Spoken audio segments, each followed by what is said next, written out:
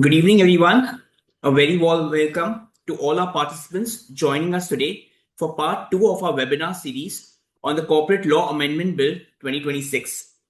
I hope all of you found session one insightful, where we discussed the key concepts and foundational aspects of the proposed amendments. In today's session, we will take you through a discussion a step further and focus on practical implications, enforcement mechanisms, and operational impact of these amendments. Essentially understanding how these changes will influence the way companies are governed, regulated, and managed going forward. Before we begin, a quick note. If you have any questions during the session, I request you to please post them in the Q&A section and not in the chat box, so we can address them efficiently. Now, it gives me pleasure to introduce our esteemed speakers for today. First, it is my pleasure to introduce Ms. Amita Desai, Company Secretary and Insolvency Professional, and co-founder of Incorp Advisory Services, an Ascentium Group company. Ms. Amita brings nearly 3 decades of extensive experience in corporate governance and compliance. She leads the corporate secretarial advisory practice at Incorp Advisory, where her team specializes in transaction advisory, due diligence, IPO-related secretarial service, mergers and acquisitions, including appearances before the NCLT, India entry strategies, and capital market advisory. She has been recognized by the ICSI for her distinguished entrepreneurial career spanning over 25 years, and also has contributed to the profession as a member of Secretarial Standard Boards of ICSI in 2024, as well as a member of the ICSI Task Force for 2024 and 2026. She is a sought-after speaker at prestigious platforms including ICSI, ICAI, IFSC, and IIM Mumbai, and continues to inspire professionals through her work and thought leadership. Joining her today is Ms. Sangeeta Rakhi, Senior Partner at Rajani Associates. Ms. Sangeeta is a veteran in the Indian legal industry with over 30 years of experience and has been associated with Rajani Associates since its inception, playing a key role in shaping the firm's growth. She is widely recognized for her expertise in international capital markets, a practice she has led since 2004. She has successfully steered over 100 plus complex transactions, including GDRs, FCCBs, and qualified institutional placements. Her expertise also extends to banking and finance, where she advises major corporations on domestic and international loan transactions, ECB, and structured finance. In addition, she has extensive experience in domestic capital markets, including IPOs, right issues, QIPs, and NCDs across multiple sectors. We are truly privileged to have both our esteemed speakers with us today. With that, I now invite Ms. Amita Desai to take the session forward. Thank you, Yash, for a very long introduction. I won't say short, but thanks for taking out the time, and thank you all the participants, and good evening, everyone. Welcome to the second series of this webinar about the proposed corporate amendment law bill. It is still under the proposal. It is not yet the act, but we are discussing so that we are ahead of the curve in learning and knowing what are the changes which are supposed to come. Just give me a minute. I'll share my presentation.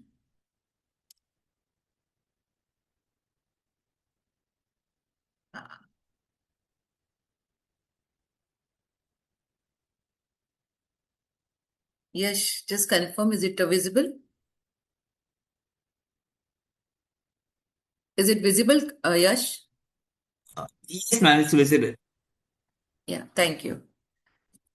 So I think we will start again. We are repeating these 2 slides because to start again, some people might not be there in the last webinar. So we have introduced and we talk about this bill which has been laid before the Lok Sabha on 23rd of March 2026. And after that, Lok Sabha has referred this to the Joint Parliamentary Committee for their further suggestion. Once the suggestion will come and the act will be notified with the assent of President, till that time, Again, I'll clarify, this is just a bill, not the act which has been effective. This bill is mainly for aiming towards the ease of doing business. Some ambiguities were also there in the law, which they want to try and clear. Some new concept also has been brought into, and majorly a lot of sections where there was a violation, the penalty or punishment was fine, which has now been moved to penalty, so decriminalization. And the entire bill is based on the Company Law Committee report in 2022. On those suggestions, it has been taken forward. There are certain still more suggestions of JJ Irani committee and the Company Law Committee report 2022, which has not been yet. We can see in the bill also. So maybe later we may see that. So basically, this bill is for the changes proposed in the LLP Act 2008 and the Companies Act 2013. 2008 LLP Act we have already reviewed in the part 1. So if anybody has missed out, you can refer to the video on the LinkedIn, which has been put, or it's maybe on the YouTube. The Companies Act also, there are a number of amendments so far has been done, and this is another proposal of 2026. Main purpose of this bill is ease of doing business, as we said, relaxation and decriminalization. Number of sections are where there is a decriminalization is mentioned, bringing more clarity and ambiguity, empowering central government in various sections. They will be more empowered to do certain setting up the new authorities or giving certain amendments with reference to the adjudication, more power to the regional director, etc. This bill proposed that there will be 2 funds which will be set up, and the 2 standards will be issued or rolled out. One is fund or NFRA fund to monitor the NFRA authority independently on their own. They can function out of this fund. Another is a consolidated India fund, which we go through and we will talk about these funds. The 2 standards also may come up by the cost standard, and one is a valuation standard. First time register valuer and the valuation standard under section 247 has completely undergone change. The last is the trust is imposed on the citizen or the corporate bodies and directors and partners also. There are various provisions where the affidavit was required. Now it is a self-declaration is provided for. And one more major change, for certain class of companies, there will be no audit requirement at all. So there is no need to appoint any statutory auditor. But I believe this must be very ultra small companies and in line with the Western countries that self-certified, self-declared balance sheet and P&L account will be taken on record. Coming to the ease of doing business, last webinar, we have seen various about this provisions. Definition of small company more widened. We will share the PPT so you can go through that also. Small company, I think definition is widened from 100 crore to 200 crore turnover. So that will bring a lot of other companies in the ambit of small company, and they can take advantage of exemption and privileges available to the small company. As we discussed, self-declaration for incorporation of the company and buyback of shares of the company, where declaration of solvency will also be a self-certified, no need for affidavit and notarization. Charge is also, I think Sangeeta will discuss in length, that it was proposed that 60 days is a normal filing fee. After that, it was currently no company can file its charge, but certain class of companies may be allowed to file within 120 days. We already discussed about certain class of company, appointment of auditors is done away with. ESOP and other employee schemes are also under the exemption route of the private placement. Again, I think Sangeeta will take care of that. Hybrid mode of shareholding of any general meeting is also now in the statute. So far, it was through the circular of ministry. Now it will be a part of the statute. And EGM with the virtual audio, video, visual method also, only 7 days notice would be sufficient instead of 21 days. More power is given to the RD for restoration of the company when the registrar of companies has striked off. You can go within 3 years to the RD instead of going to the NCLT. CSR also will be exempted for certain class of companies. There are many places where certain class of companies has been mentioned, which central government will prescribe in a time to come through the rule. So certain class of companies, I believe Section 8 company will also be included, because that is for the purpose of social responsibility. Only those companies are formed. Again, on them, there should not be a CSR mandate should be levied. Single bench jurisdiction for any merger of the company, where there are 2 separate jurisdiction or 2 states are involved, will be only one where there is a transferee company or the resultant company. So single bench will hear the merger, which will be fast track. Single bench jurisdiction, about the threshold of the approval of the member for fast track merger also currently 90% and the shareholder creditors also 9/10 in value is required, which has been reduced now proposed at 75%. A 3/4 majority should be good enough. But there are certain lacuna there also, we'll discuss that. Threshold for the new provision of settlement of the contravention, which was the provision under the SEBI Act. Now it is also first time in the Companies Act we'll see there is a settlement instead of going for compounding or adjudication. Companies can go with the regulator and settle their contravention. First time in the foreign companies, any non-compliance, they can go for the decriminalization because there is no fine. Now it is a penalty. So they can pay the monetary penalty and regularize their non-contravention. Now coming to this, all these sections, there are decriminalization or the penalty has been moved from fine to penalty. I mean, punishment has been moved from fine to penalty. We'll see particularly now today on the NFRA because various sections we have covered under the part 1. This is very important for the statutory auditors or even to the company secretaries and any professional bodies where it will come under the ambit of NFRA. First time in the statute, NFRA has been recognized when the 2013 Act has come. We have seen for NCLT to set up, it took number of years, many violation or petition has been filed in Chennai about setting up. Similar, it happened to NFRA also. So in this bill, I think the government is proposing to give a recognition, official recognition to the Act. So one section is added 132(1)(a) and it recognizes NFRA, National Financial Regulatory Authority, Financial Regulatory Authority, where they will govern all independent audit. I mean, they govern the accounting and auditing standards and they oversee large corporate companies and large companies accounts and audit standards will be set up. We have seen number of financial frauds or scam in the past, and that's the reason NFRA is now increasing its scope and widening. NFRA will now have a perpetual succession. Its identity is established. A common seal will be there, a power to acquire and hold and dispose of the property. It has a capacity or it will have a capacity to sue and to be sued in its own name. So it's a different, separate, independent authority and power has been given. NFRA also will have a separate disciplinary power also. Now NFRA will have a power to order against any professional for misconduct.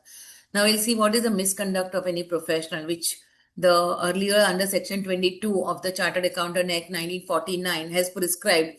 Only certain meaning was given that if it violates, then only it will be considered as a contravention or maybe professional misconduct. But now this definition has been widened and it includes now any contravention of any provision of the Companies Act and the rules made under the Companies Act, which will give to the NFRA its jurisdiction and it can call any auditors or any professional for their misconduct. And this misconduct, what kind of power they have for disciplinary action is they can issue an advisory, censor or a warning to the professional first. Then they also ask for professional to undergo some more training and then they refer the matter to the central government. But if we see section 132(4)(a), which is a new section again inserted, where NFRA is empowered to recover the penalty for a person to be punished with imprisonment, fine and debarment. So NFRA will levy some penalty and the person has to pay within 90 days. If they do not pay the penalty, then NFRA will have the power to punish somebody, some such professional for imprisonment, fine and debarment from its professional. Coming to the NFRA auditors registration and return, this section also provides that certain class of companies auditors will intimate the registration details not just with the Institute of Chartered Accountant but also with the NFRA. Auditors of this certain class of companies also are mandated to file periodic returns also with NFRA. They are also liable to penalties also if in case they fail to furnish the detail if it is anything called by NFRA. And any penalty will be for making any false or misleading statement also, not just for holding the inquiry or holding the details. Similarly, NFRA fund has been set up by central government. It's a National Financial Regulatory Authority fund. And out of this fund, entire activity of NFRA will be done or with operation and any governance or any setting up activities and going forward, all the activities will be out of this fund will be funded. NFRA is also empowered to issue direction to auditors of the company, exercise in the interest of public, investor, creditors, or persons concerned. Now, nowhere mentioned person concerned, but all those person includes the banks or any other. So they have the right to direct to the professional what kind of services they should provide and continue sending summons or calling the attendance of any person, including the professional or any other person also. And they can levy the penalty also in case the person is not appearing before the NFRA. And that will not go to an NFRA fund, but it will go to the Consolidated Fund of India. This new sections 132A to K is giving exclusive all this power to NFRA. So first of all, very important is that NFRA any orders cannot be appealed. Civil court has no jurisdiction over any matter which is falling under the NFRA jurisdiction. We can appeal only into NCLAT, but no other regulatory inside the regulatory authority. So we can go to NCLAT. Additional powers are also given to the central government about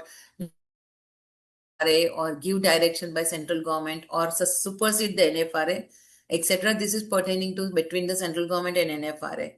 So overall, if we see the significance of this new provision which is proposed to be inserted, now NFRA will be a self-regulated independent authority with more power and exclusive jurisdiction, and funds will automatically support the entire activity of NFRA, and it aligns with various Western countries' law also. I think I'll skip this, but yeah, last point are important that auditors may face a criminal liability in case of non-compliance for paying the penalty, whatever NFRA levy. They have the time only up to 90 days. After that, there will be a threat for the imprisonment. Forms of the auditors will have the threatening like facing the fine of 5 times than the individual auditor. And I think with this NFRA coming in, we believe that audit quality and investor protection in India will be more strengthened. Coming to audit and auditors again, there is an exemption we already discussed, like under section 139, all companies require appointment of auditors, but certain companies will be excluded by central government. I think with this amendment under 141, central government is paving the way for the multidisciplinary partnership form where any person, any such firm can be appointed as an auditor as long as in that firm more than 50% partners are the statutory auditor who are registered or who have the membership with the statutory body like ICAI, ICSI, ICMAI or NFRA. So total firm can have a CA, CS, everyone, but the firm should have majority statutory, I mean the chartered accountant, that firm can be appointed as a statutory auditor. 144 is talking about the non-audit services. When you are an auditor of the company, certain restrictions are there. You cannot provide certain non-audit services as prescribed under section 144. Earlier, it was only for the company, but now this amendment brings that certain non-audit services should not be, or the person should not be auditor in the holding subsidiary and the company if he is providing non-audit services or vice versa. And the cooling off period for this transaction, when the completion of tenure, you can have the cooling off period of 3 years. After that, only you can provide non-audit service. Now, this is a little, I think, a threaten or maybe a concern to the big 4 or big 6 audit firm because they cannot provide the non-audit services. So depending on the revenue, they may choose whether they want to be auditor or non-audit service providing firm. And the smaller companies also, smaller firms or the single individual also will have such kind of a setback when he is a auditor of the company. I don't want to touch this. I think basically all this provision provides that all the penalties under 139, 140, 141 pertaining to the auditor's appointment, audit and committee recommendation, except etc. They all are moved from fine to penalty, except at one place when there is a penalty is on the auditor for his misconduct or anything, then it is still under fine and it is punishable not with the penalty but fine. So there it is not decriminalization has happened. Either it's a misalignment or purposefully done because of the NFRA. I think when we see the final bill with the suggestion of JPC, we will see what changes are coming out.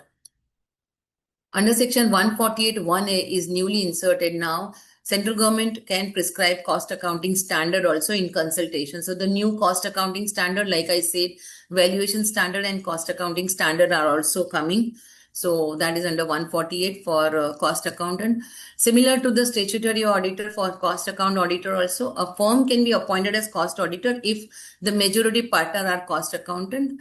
Another amendment is a small amendment under 148(8), where it was earlier company was responsible to see and ensure compliance of the cost audit provision, but now the onus is given on the managing director, full-time director, or CFO, or any officer who is entrusted by the board for this responsibility. So nothing new. And like 148(2), the here also every penalty or punishment for any default moved from fine to penalty, except for the auditor. The cost auditor also, for any misconduct or any violation, it is 147(2) fine only. So punishment with decriminalize. I mean, it's not been decriminalized. It's still under the criminal action can be taken. With regard to operation mismanagement and class action, a minor some changes are there, not major.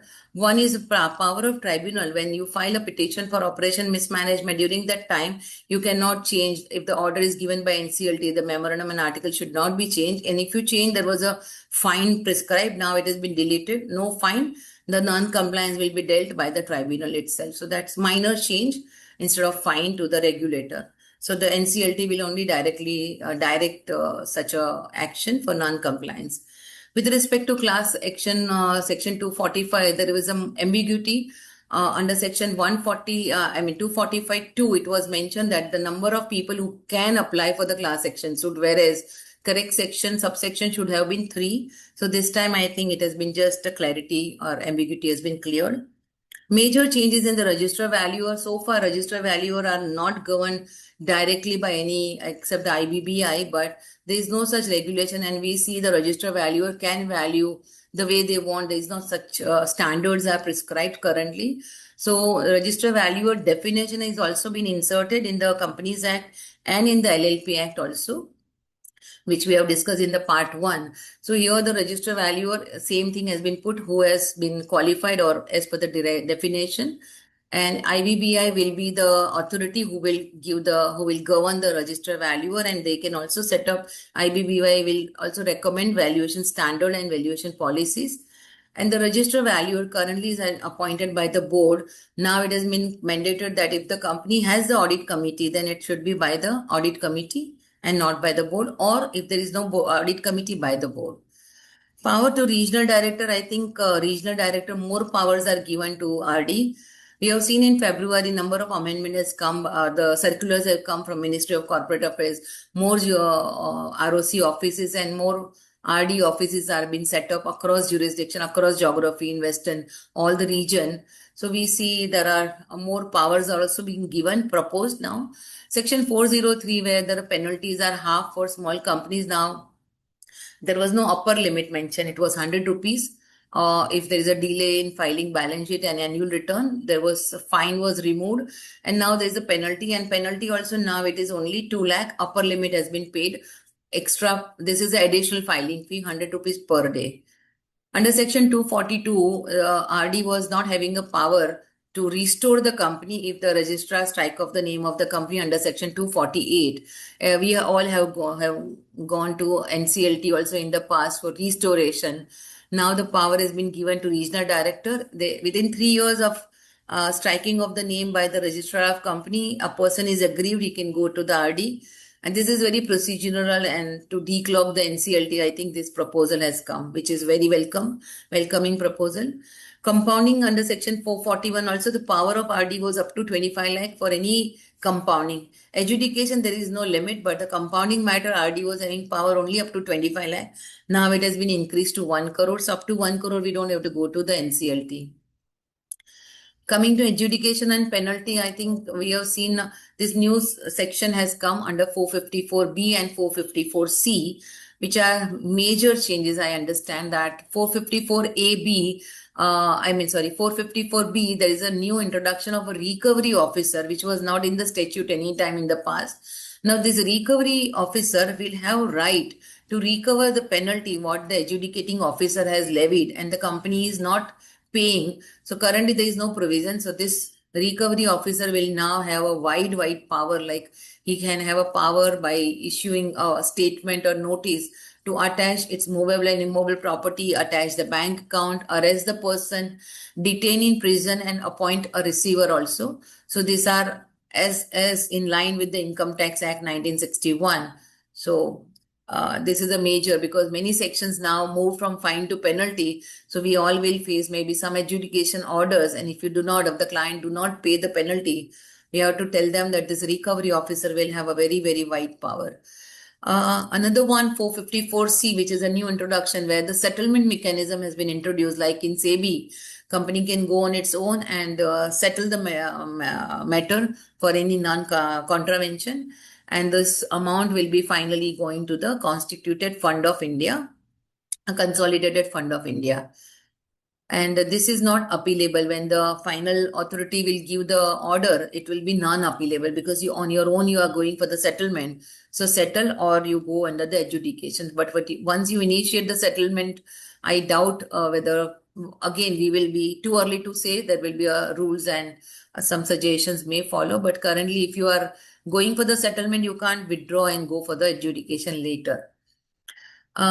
In case if there is any penalty of adjudication, and if you want to go for appeal, beyond the appellate authorities are also set up. We discussed in the last webinar that above RD, there will be one more appellate authorities going to be there. And if you want to appeal to any order or any aggrieved in the order of NFRA or evaluation authority like IBPI or adjudicating officer under section 454, you can appeal, but only point is that you have to deposit at least 10% of the penalty, which is a good move, because at least it will deter and the frivolous appeal will be stopped and people will be not going ahead with the appeal.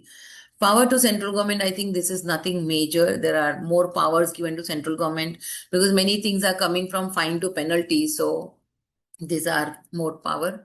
I'll not touch upon this. These are all central government has prescribed a certain class of companies in various sections. So these are all compilation of that.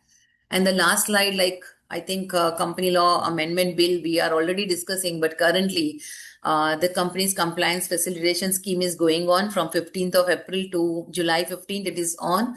I suggest all the participants to take it forward and go for compounding, or go and file, regularize your pending filing and avoid your any penalties or any prosecution against the company. Thank you. I think I overshoot for 5 minutes, Sangeeta, but you have all the time. Thank you. Thank you very much. We'll take the question answer if any, because this is just a bill. We have nothing more except the discussion, but welcome to have a question answer. Over to you, Yash. Yes, thank you, Amita ma'am. I think currently there are no question and answers which is being posted. So Sangeeta ma'am, you can continue with your slides. Sure, I'll just share my PPT. Sure.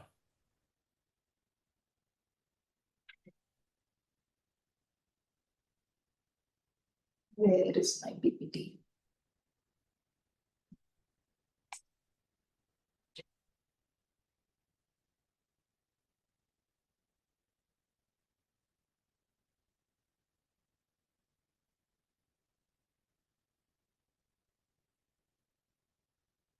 Okay, is that visible? Yes, it's visible. Okay, great. I don't know how to make it big. Sangeeta, you can go on the screen where there will be a last button. Yes, you can help. Yeah. There's an hourglass button when you on the zoom in, zoom out area. You can click that, ma'am. Okay. This one? No, towards the left hand side, the hourglass. Yeah, the glass button. Yeah, you can click that. This says slideshow. Yes, ma'am. Oh, okay. Better? Yes, better. Okay. So, okay, this is how I do it. Okay.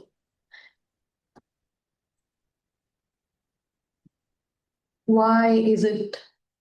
Okay. Okay. So hi everyone.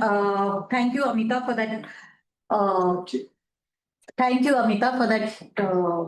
Very, very in-depth knowledge of what the changes are at one place. You summarized it very well.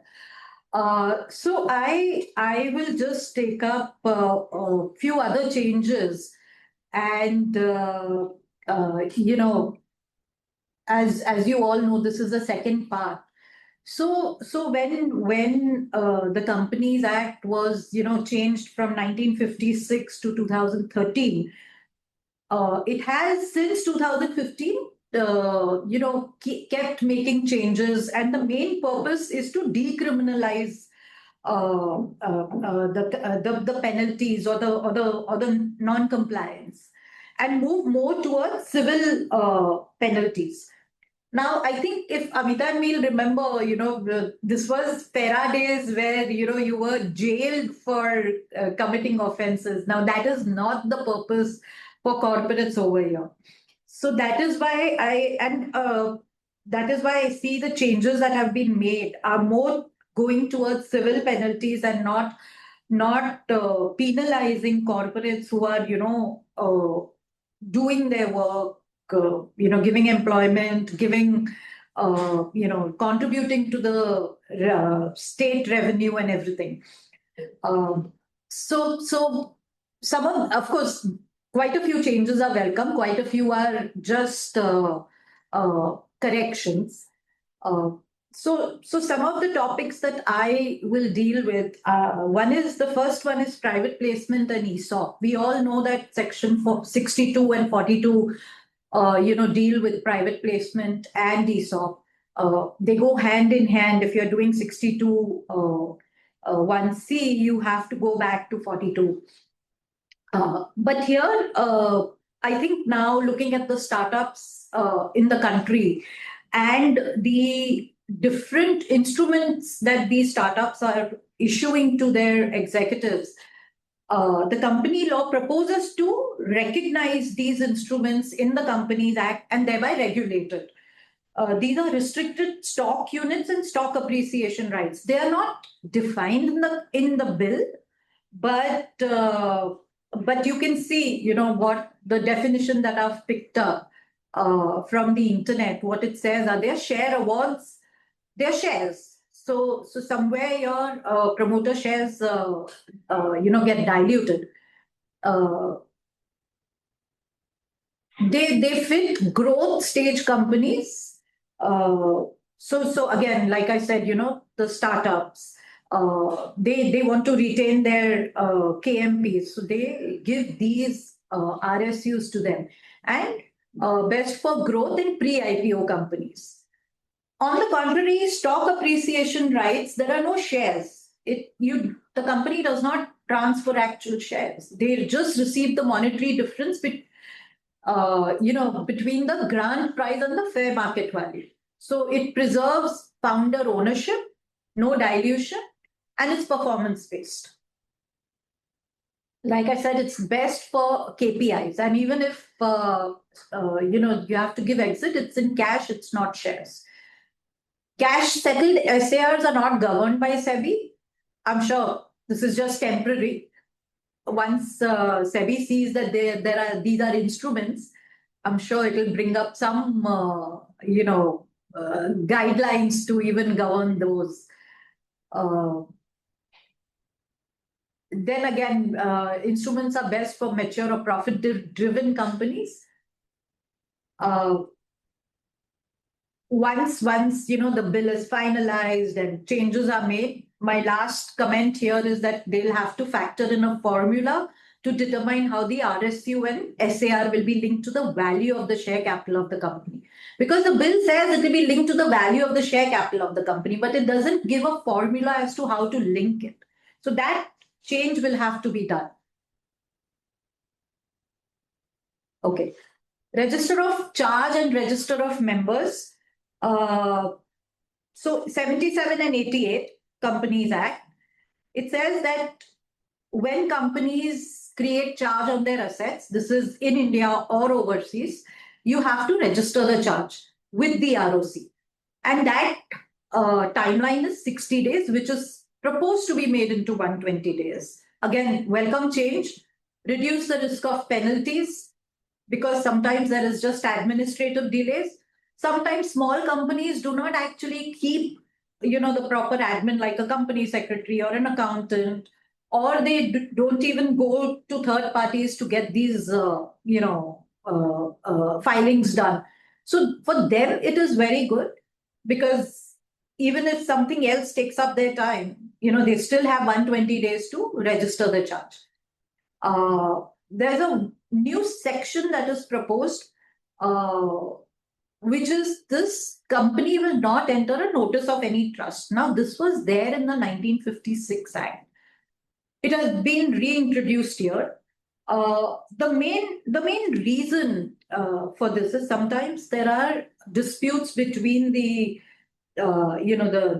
trustee who's managing the trust and the beneficiaries. Now, you don't want the company to get embroiled in this. So that is why the Companies Act says that we will hold the trustee as a member, not the trust, so that the trust can be kept out. So this is also known as a curtain rule, and it shields the company from getting dragged into disputes between a trustee and a beneficiary.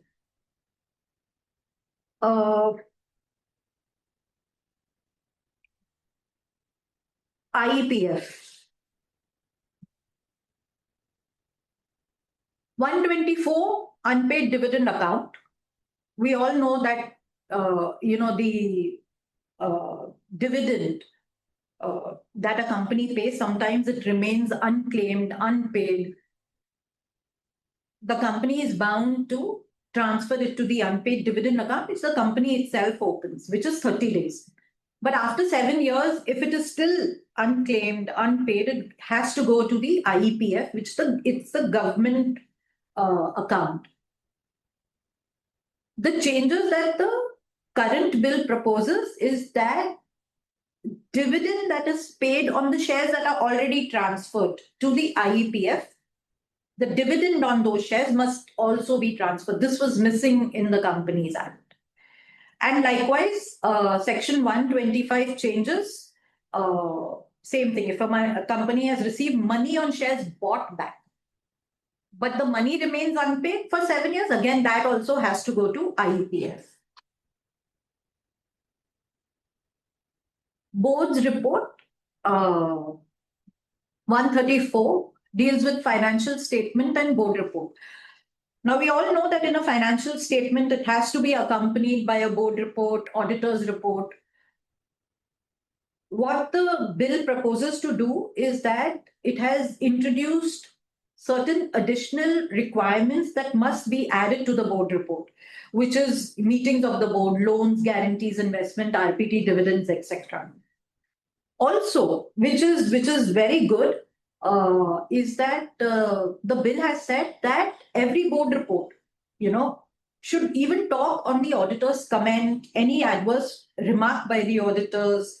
Why has the board not taken any action? They have to give an explanation. So it makes the board very responsible, makes the auditor responsible, and keeps a check on the management.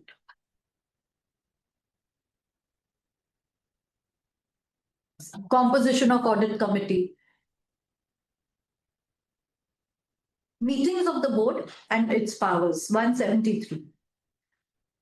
So this section, we all know, we've all learned in school, college and everything, that a company must have at least 4 board meetings, a minimum of 4 board meetings, and a 120-day gap between both the meetings.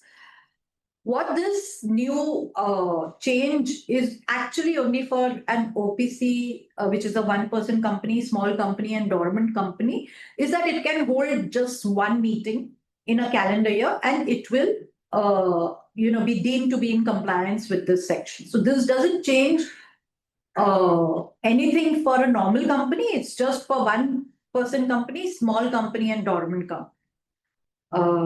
Dormant company, again, it's the last section that I'm dealing with in this presentation. We'll come to that. Removal of name of the company. 248. This section empowers the registrar to remove the name. if it believes that the company has not either commenced business or is not conducting business for 2 years. What the bill says is they've added 2 further grounds now, where the company has not made any significant accounting transaction. Now, a company may do all its filings, with the ROC and show that it's doing business, but there's no accounting transaction in the company. Means it's a dead company inside. It's a Khoka company type. Or where the company has not filed financial statements or annual returns for 2 years. So, what the bill proposes to do is to catch those companies that are existing only for namesake, or sometimes they are used for nefarious activities. So that is what the bill is proposing, to catch these companies and strike their names off from its register.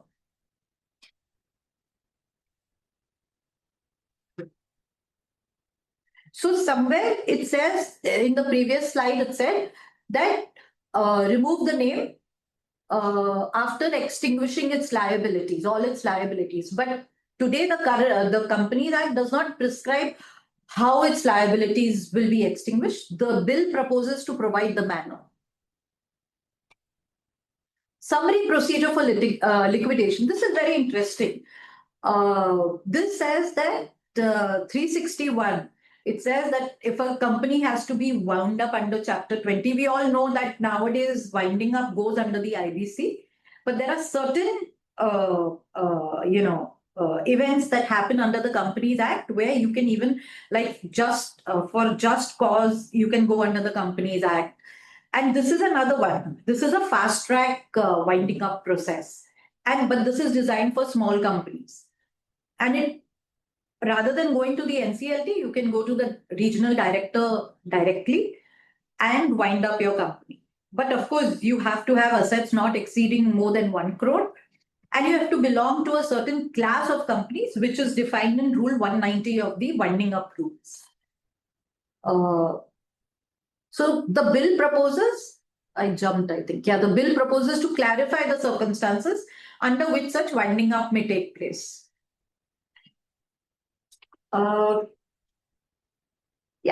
We come to dormant companies now. Last one, 455. This section says that any company which has been formed for a project, they can apply till the project starts, revives. If like an SPV has been formed and they've been formed only for a specific purpose, till such time the project starts, till the company is needed, the company can go and apply for a dormant status to the ROC. And when the ROC gives it a dormant status, the compliance level, you don't have to comply with so many provisions of the Companies Act. So then you remain in dormant status, and when it is time to revive the company, you can go back to the company ROC and say, now please revive me and give me a status of active company. So this is what the bill says. Of course, it replaces certain words. That's a minor change, which says that the inactive company will. First it was may and now it is shall. So the difference between may and shall, now this bill is proposing to, bridge that gap. So it says that if you are an inactive company or a dormant company, you must go and take that status from the ROC. So that is my presentation. I am done.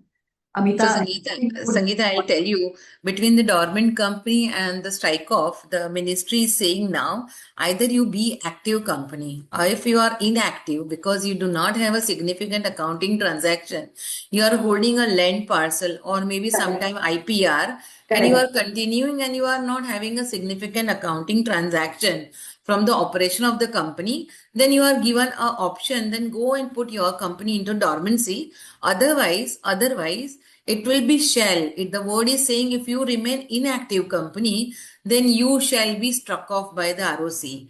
So, Right. and current this scheme is going on. So I think most of the people we are advising that if you are holding inactive company, you put your company under dormancy, because after the scheme, there may be chance that this bill may be act. Maybe it may take time, whatever time it takes, but then you have to, you should not be under the deterrence that you will be striked off tomorrow because of non-active status or not having a significant influence. So I think No, that was that's, right. I missed that point about if you're holding an IP or a land parcel. yeah. And you're right. Some of the companies are only formed for that purpose. Yeah. So I think basically registrar of company wants to monitor those active companies so that they can have a more vigilant non-compliance review, because moving towards a fine to liability, everything is coming with the ROC. They want to see that they will monitor less number of company which are actually active company, Correct. not the dormant company. So these are all in alignment of more monitoring and collecting the penalty and bringing the discipline in the system. Agreed. Yeah. Thanks for that clarification. Yeah. Yeah, no, that's just to add on. You have already put, but I think I just wanted to connect that dot because of the scheme which is going on currently also is making some sense to that. Yeah. Thank you. Thank you, Sangeeta, for taking out time for INCOP, Sure, and anytime. we will always enjoy talking to you. For open for quick Q&A, if any. Yes. Yeah, sure. So, ma'am, we have around 4 questions. Okay. On our question answer. We can't see, so if you can maybe. Yeah, sure. Yeah, I can see actually. Sorry. It says you mentioned certain companies will be exempt from appointing auditor as a business owner. How do I know if my company falls in the prescribed class? So I think this is again to clarify on behalf of Sangeeta and me. Sangeeta, am I okay? Can I go ahead with this clarification? Yes, please. Yes, Because please. this is just a bill. I think the class of company or the prescribed class of company will be prescribed by the central government because powers are derived from the act, and accordingly, I think this will be clarified.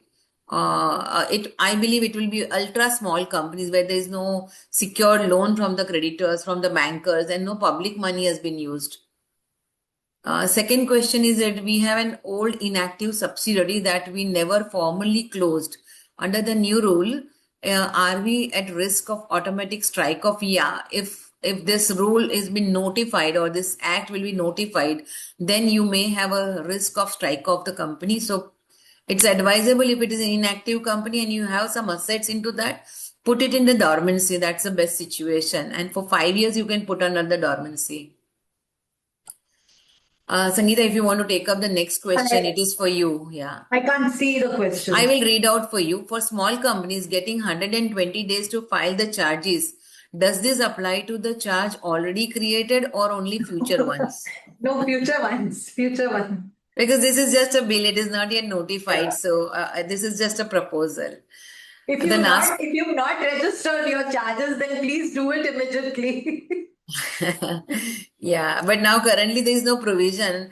This provision also talks about that the registrar on your application will allow you. So you have to make an application for extension of time, and then with the ad valorem duty you can allow. But currently this is no provision. There is only 60 days, a sacrosanct time limit that you have to do.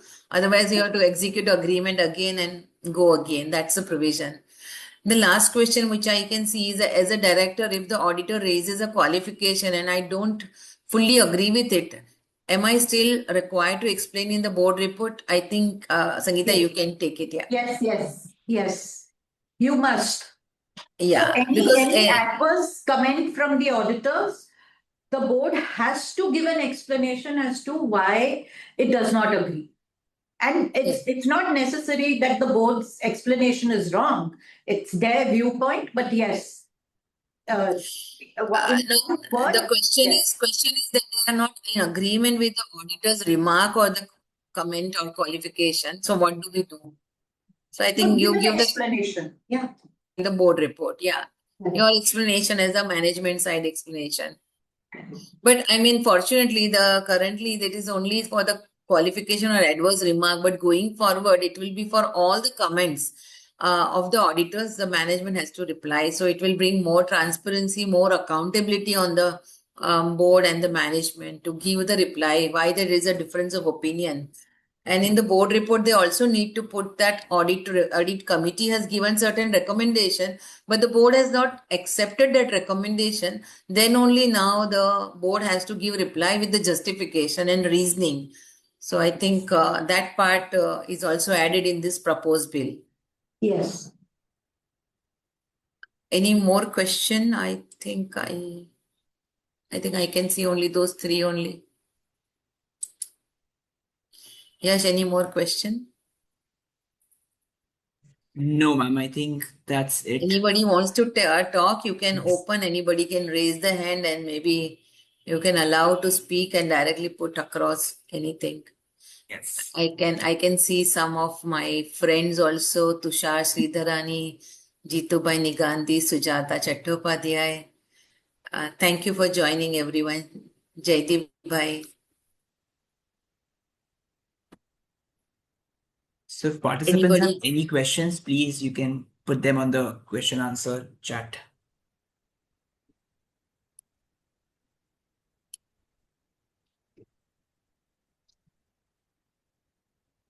I think no more, but Okay. this is just a bill and proposed bill which we are just discussing, and let's see how the JPC committee will give the suggestion and how and when it will be rolled out. And maybe it is not mandatory that it will be rolled out in the immediately after the notification also.